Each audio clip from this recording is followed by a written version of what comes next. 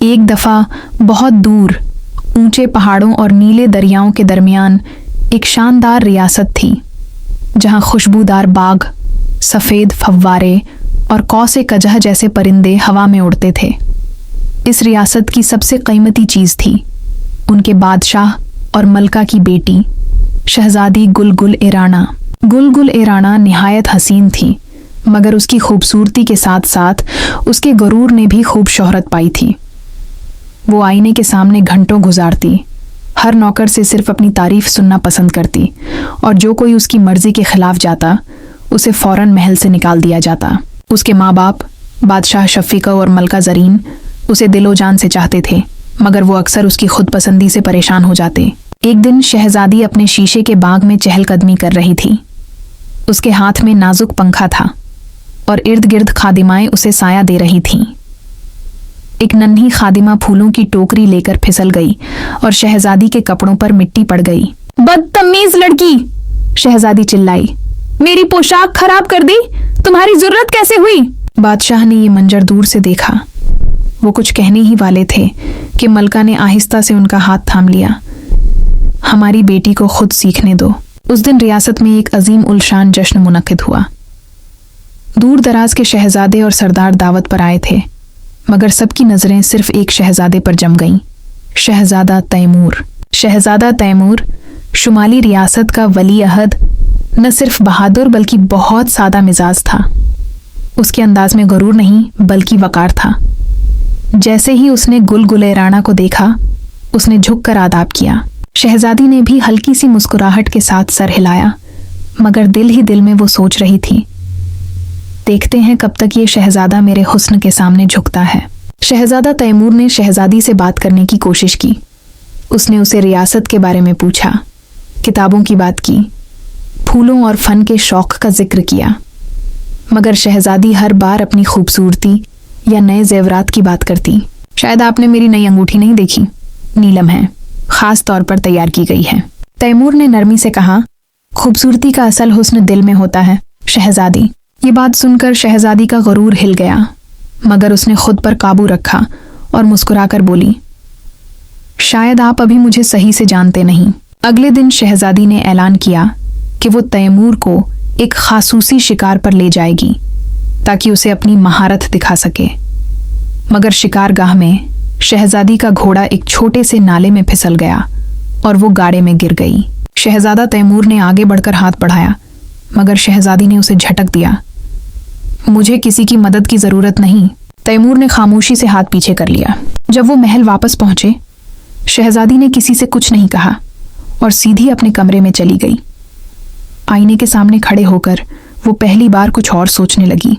महल की राहदारियों में शहजादी गुलगुल ए-राना की नरम चाल और कहकहों की बाज़गश्त गूंज रही थी। वो शिकार से लौटी थी और शहजादे के साथ अपनी फतह की दास्तान बार बार दोहरा रही थी। बादशाह ने उसे देखकर गहरा सांस लिया। ये घुरूर उसे कहीं का ना छोड़ेगा, उसने ज़ेरे लब कहा। उसी रात बादशाह ने शहजादे से अलहदगी में बात की। क्या तुम गुलगुल ए-राना से मुतासिर हुए? शहजादे ने नरमी से जवाब दिया, वो बेहद हसीन है, मगर उसकी खूबसूरती के आईने में सिर्फ उसका अक्स है, किसी और के लिए जगह नहीं। बादशाह पूरी रात जागता रहा। सुबह सूरज निकलते ही दरबार में सबको जमा किया गया।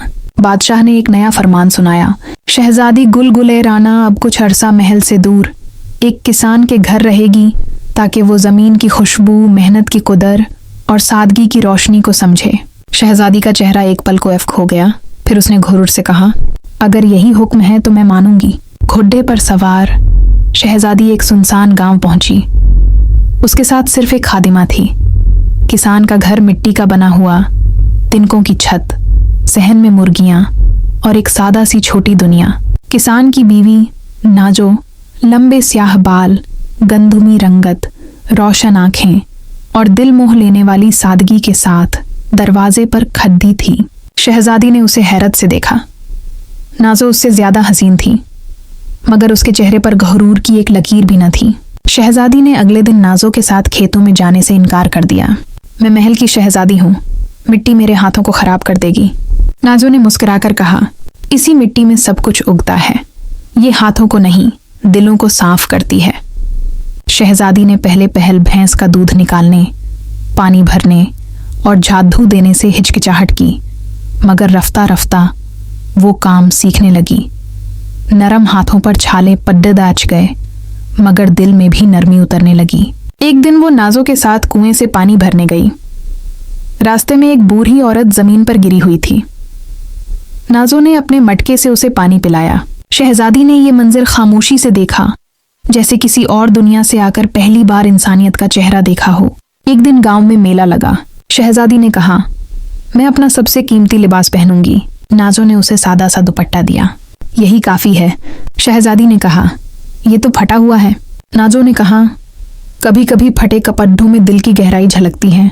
शहजादी ने सादा कपड्ढों में मेला देखा और वहां उसने पहली बार लोगों को नाजो की सादगी पर इफ्तिखार करते पाया। उसी मेले में वही शहजादा दोबारा आया, मगर इस बार वो शहजादी को पहचान न सका।